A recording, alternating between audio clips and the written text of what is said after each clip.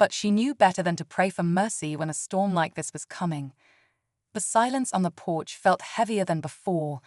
The night air, once filled with laughter and music, was now thick with something else, something unspoken, something dangerous. Miss Hattie sat still, her face calm, but her eyes said everything. She had lived long enough to recognize when things were spiraling into something bigger than they were meant to be. And this was getting out of control. James let out a slow breath, shaking his head. This don't make no sense. First he does what he did, then he vanishes, and now somebody's saying he's gone for good.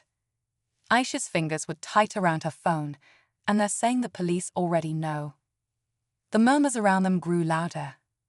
The neighbors who had stayed to watch were now huddled in groups, whispering, checking their phones, waiting for the next piece of news to drop. The news van down the street was still parked, but now another one had joined it. The world was watching, but none of them knew what they were actually looking at anymore. Miss Hattie finally leaned forward, resting her hands on her lap. Her voice was steady when she spoke. This ain't how things are supposed to go. James turned to her. Mama, you think somebody, he hesitated. You think somebody took matters into their own hands. Miss Hattie didn't answer, not right away. Instead, she looked out at the street again, her mind racing through all the possibilities. She had seen men disappear before. Sometimes, it was the system making them disappear. Other times, it was something else entirely. Aisha's phone buzzed again. She looked down, then gasped. Grandma, look. She turned the screen toward Miss Hattie. It was a video, grainy, shaky, like it had been filmed in a hurry. But the image was clear enough. A street light flickered over an empty alley, and there, just barely visible, was the officer's patrol car. The timestamp, just 2 hours ago. James grabbed the phone, his eyes narrowing. Where is this? Aisha's voice was shaky. It's on the other side of town, near the old train tracks. Marcus, who had been quiet up until now, stepped forward. I know that spot. Ain't nothing back there but abandoned buildings. James' jaw clenched. Then why's his car there? No one had an answer. Miss Hattie stood up. The porch creaked beneath her, and the small crowd grew quiet, watching her waiting. She looked at James, then Aisha, then out at the rest of them. Somebody knows more than they're saying, she murmured. The weight of her words settled over them, because she wasn't just talking about the stranger on the phone. She wasn't just talking about the police. She was talking about someone close, someone in this neighborhood. James nodded slowly, like he understood what she was saying without her having to spell it out. You think someone here? Miss Hattie cut him a sharp look. I think people talk when they feel safe, and right now, ain't nobody feeling safe. Aisha was still staring at her phone, scrolling through the comments under the video. People are saying someone should go check it out. James shook his head. That's how folks get hurt. But Aisha was still scrolling, her face growing paler by the second. Then she froze. Wait, someone else just posted something. James frowned. What now? Aisha swallowed hard, then turned the phone so they could all see. It was another video, but this one was worse. This one wasn't just a blurry shot of an alley. This one was up close, too close. The camera shook as the person filming whispered, I don't think I should be here. The lens zoomed in on the patrol car. The door was slightly open. The inside was dark, but something wasn't right. The figure in the driver's seat wasn't moving. Then, just before the video cut off, something else appeared. A shape. A shadow. Someone was there, watching. And then the screen went black. Aisha's breath was shallow. Whoever filmed this, they stopped posting. A chill ran through the group. Miss Hattie tightened her grip on the porch railing. This wasn't just about what happened in front of her house anymore. This wasn't just about a man spitting on her and walking away. Somebody had stepped into something they weren't ready for. And now? Now, they had all been pulled in. James exhaled sharply, rubbing his hands together as if trying to shake off the cold feeling crawling up his spine. Aisha kept staring at her phone, refreshing the page over and over, but no new updates came. The person who filmed that last video had gone silent. The night had never felt so still, yet so full of noise. Miss Hattie, standing firm on the porch, watched the street with knowing eyes. "Ain't no sense in just sitting here," she said finally. It was supposed to be a day of joy, a moment of celebration. Family, friends, and neighbors had all gathered to honor a remarkable milestone minus 100 years of life. Miss Hattie Mae Johnson, a beloved grandmother, had seen it all. Through the struggles of the past century, she had stood strong, raising children, grandchildren, and even great-grandchildren with love, wisdom, and resilience. But on this special day, the unthinkable happened. The sun was just beginning to set, casting a golden glow over the quiet neighborhood. Laughter filled the air as little ones ran around with balloons, and the smell of Miss Hattie's famous peach cobbler drifted from the kitchen. Her wrinkled hands, still strong despite her years, clapped along as her family sang "Happy Birthday." It was a perfect moment, until the sirens shattered the peace. A police cruiser rolled up, its flashing lights washing over the front yard. The music stopped. Conversations hushed. People exchanged confused glances. There had been no trouble, no complaints, so why were the police here? The officer stepped out, his uniform crisp, his expression unreadable. He wasn't here to join the celebration. He wasn't here to wish Miss Hattie a happy birthday. No, he was here for something else. Miss Hattie, sitting in her favorite rocking chair on the porch, lifted her tired eyes to meet his. Her voice, though soft, still carried the weight of 100 years of experience. "Can I help you, young man?" she asked. The officer took a step forward, his presence tense. "We got a report," he said flatly, glancing around at the crowd as if searching for something or someone. A murmur rippled through the guests. A report? Of what? Miss Hattie's eldest son, James, stepped forward. "Officer, this is a private family gathering. What seems to be the problem?" But the officer wasn't looking at James anymore. His gaze flickered back to Miss Hattie. And then, just like that, without warning, without reason, it happened. A sound so sharp and disgusting that it cut through the stunned silence. Spit. A thick glob landing on the very person who had lived through segregation, through marches, through change, through an entire century of history. The world seemed to freeze. Miss Hattie didn't flinch, didn't move. But the guests. Their gasps filled the air like a gust of wind before a storm. Faces twisted in shock, in disbelief, in outrage. 100 emotions surged at once, yet Miss Hattie remained still. The officer didn't speak, didn't explain. For a second, it seemed as if time itself had stopped. Then, before anyone could react, he turned on his heel, walking away as if nothing had happened, as if this wasn't a moment that would be remembered forever. The crowd erupted. Voices rose, anger boiled over. Phones were out, cameras rolling. This was going to be seen. This was going to be known. But before the storm could fully break, before the night could spiral into something even darker, Miss Hattie finally moved. Slowly, she wiped her cheek with a trembling hand. And then, with a voice that carried the strength of generations, she spoke words that no one expected. And what she said next? It changed everything. Miss Hattie took a deep breath, her eyes steady, her voice calm but firm. "Lord have mercy," she whispered, her fingers still lightly touching her cheek where the spit had landed. The crowd, still buzzing with shock and outrage, quieted just enough to hear her. The younger ones, fists clenched, breathing heavy, looked at her, waiting. They wanted her to tell them what to do. They wanted a reason to act.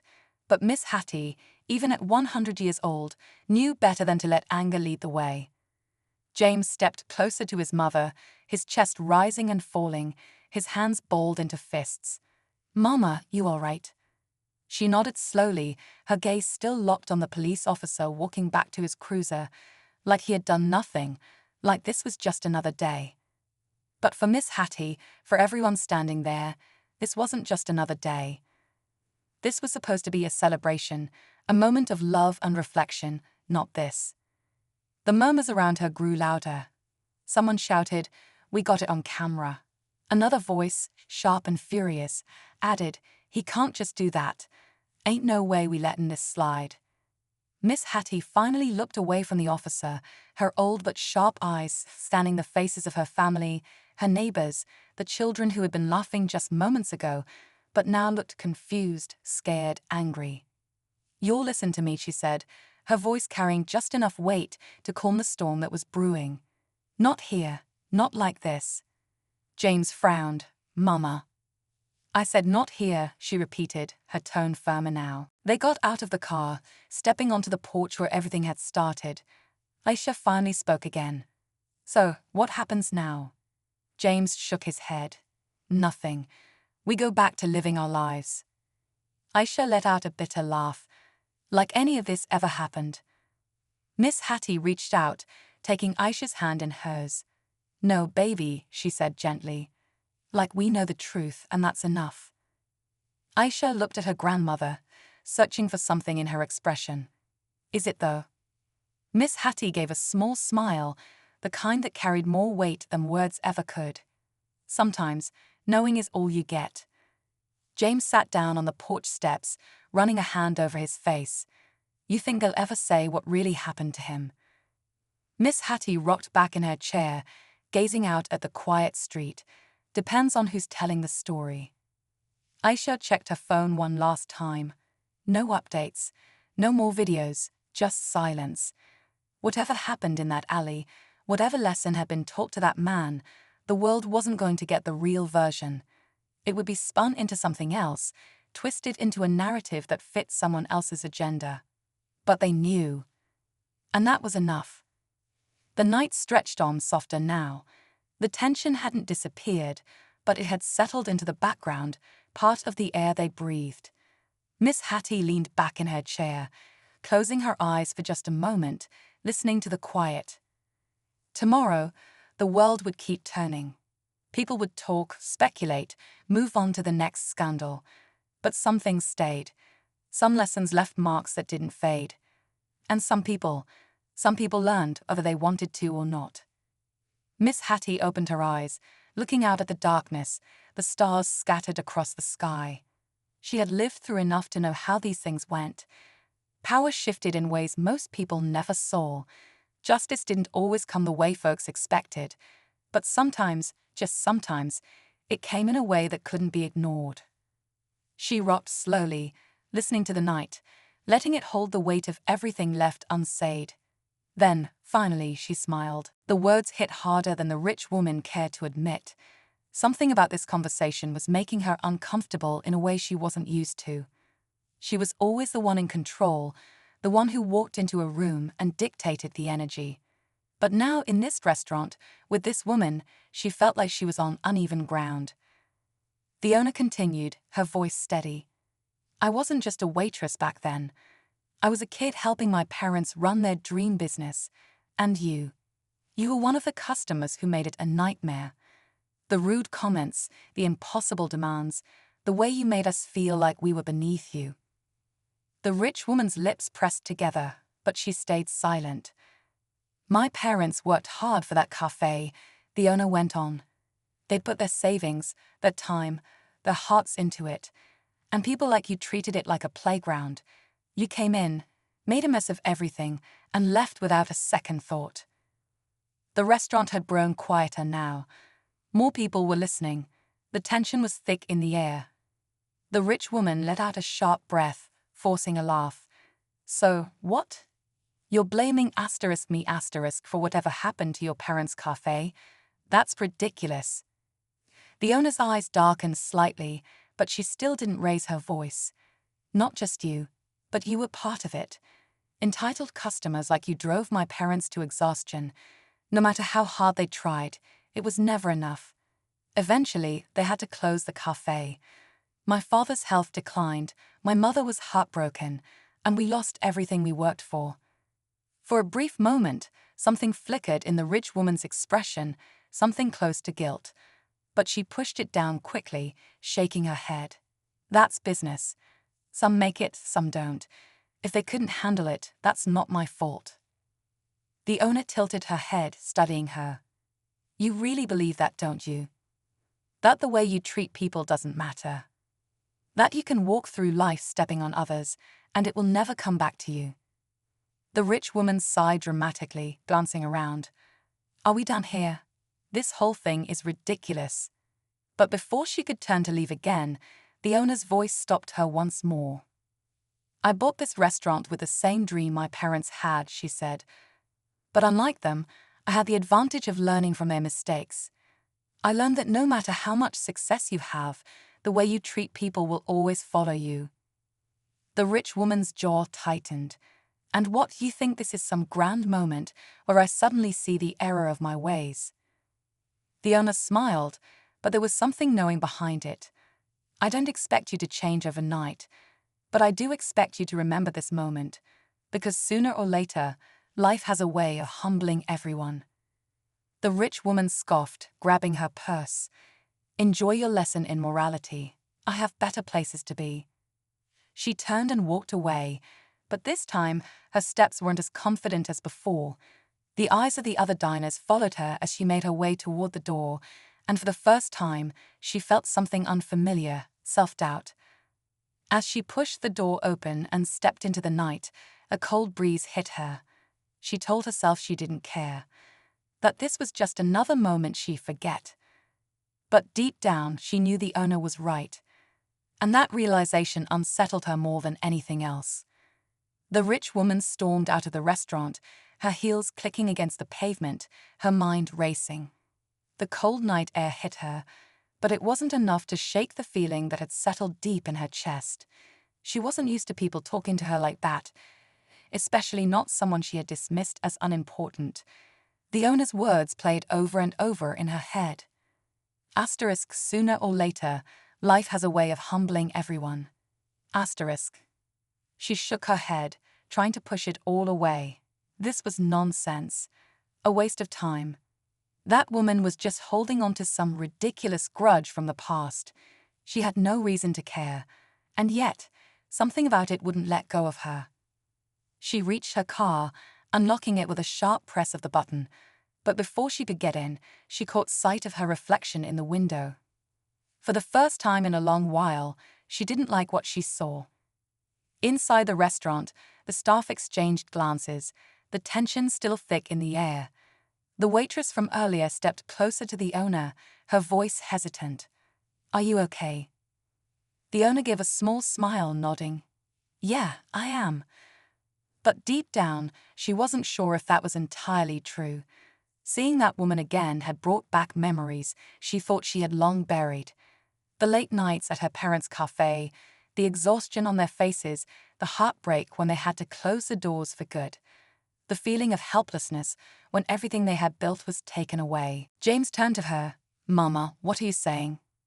She met his gaze, steady and unshaken. I'm saying we need to see for ourselves. Aisha's eyes widened. Grandma, no. That alley. If something happened to him there, it's not safe. Miss Hattie straightened her shoulders. Neither is waiting around for someone else to tell us what's true. James hesitated. He had been raised to respect his mother's instincts, and right now, they were telling her something was waiting in that alley, something that needed to be seen. Finally, he nodded. All right, but we go together. The drive was tense, the only sound coming from Aisha's phone as she checked for updates. But the person who filmed the video was still silent. When they finally reached the alley, it looked just like the video, dark, empty, forgotten. The only sign of life was the officer's car, parked crooked, the driver's door still slightly open. James killed the engine. We shouldn't be here long. They stepped out cautiously, the night air thick with something unspoken. The old train tracks stretched in the distance, rusted and unused. A streetlight flickered overhead, casting eerie shadows against the walls of abandoned buildings. The car was right in front of them now, close enough to touch. James reached out and slowly pulled the driver's door open. The inside smelled like sweat and something else, something faint but wrong. The officer was there, slumped in the seat, completely still. Aisha covered her mouth, taking a step back. Oh my God. James checked his pulse. He was breathing. Faint, but still there. Miss Hattie stepped closer, looking him over. His uniform was still on, but something was missing. His badge, his belt, his gun. He was left here, she said quietly. James frowned. Left here by who? A rustling sound made them all freeze. From the darkness, a figure stepped forward. Marcus. James' eyes went wide. What the hell are you doing here? Marcus didn't speak right away. He looked from them to the officer, then back again. I wasn't sure y'all would come. Aisha's voice was sharp. What do you mean? Marcus let out a slow breath. I was the one who sent that video. Silence fell over them. James stepped forward. You filmed that? Marcus nodded. I didn't know it was him at first. I was passing through, saw the car, figured something was off. Then I got closer and he motioned to the officer. Saw him like this. Aisha's hands were shaking. Why didn't you call the cops? Marcus looked at her, his face unreadable.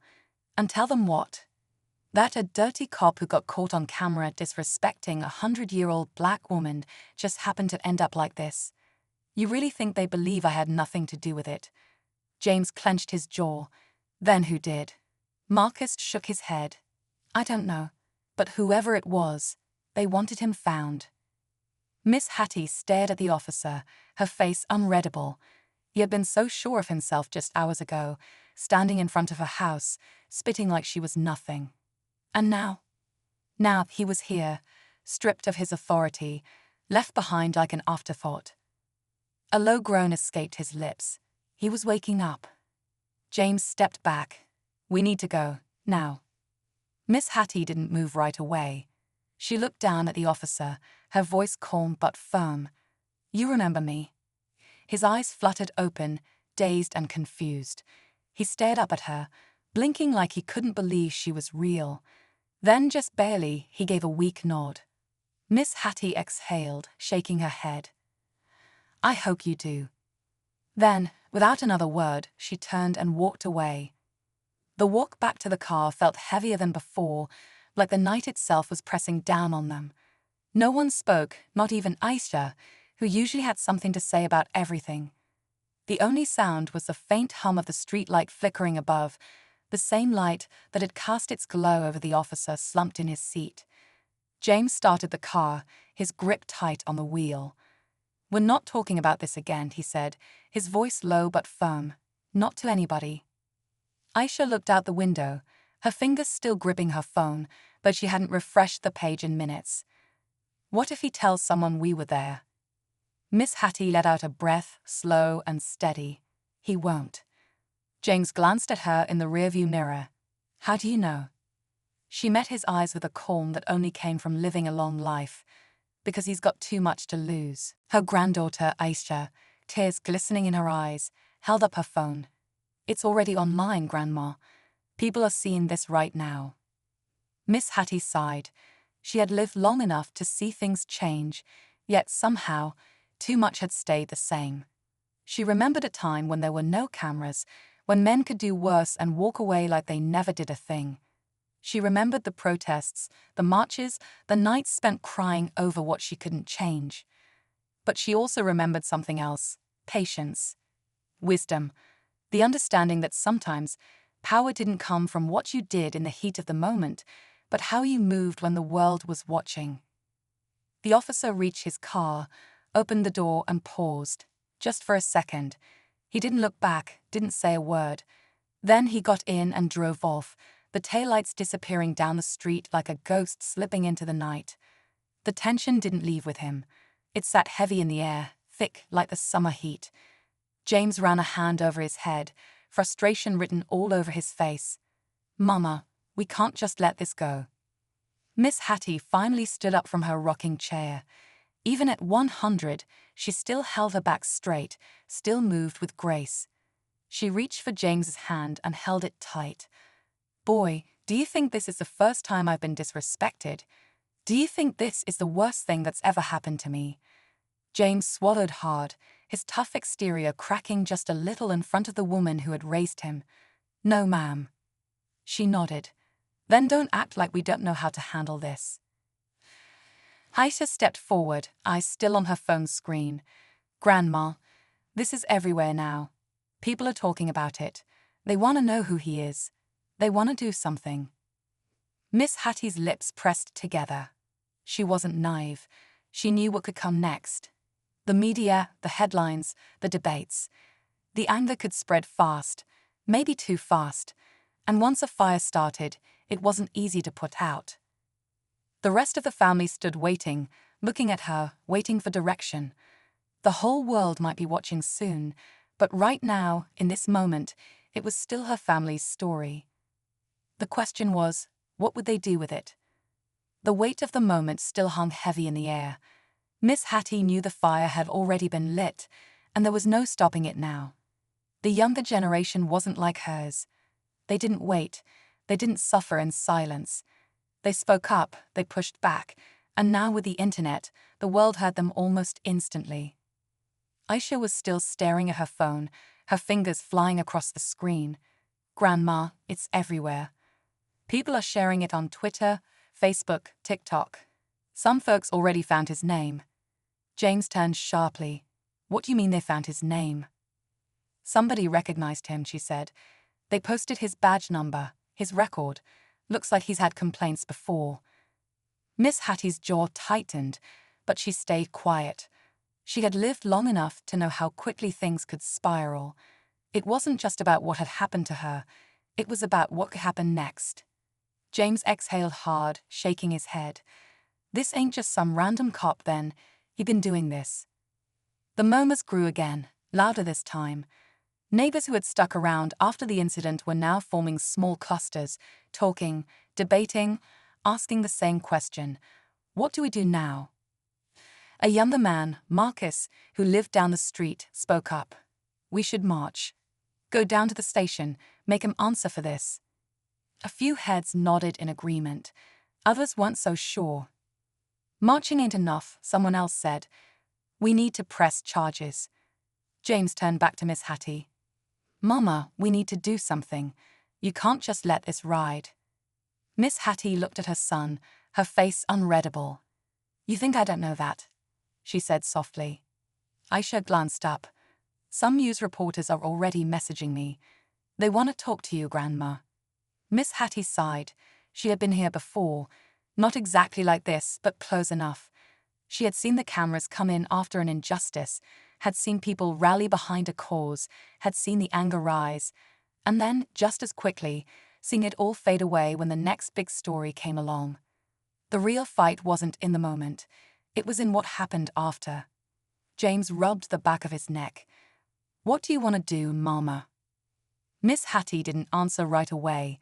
Instead, she looked past the small crowd and out into the street where the officer had driven away. Somewhere out there, he was probably sitting at his desk, maybe even laughing about what he did. Maybe thinking it would all blow over in a day or two.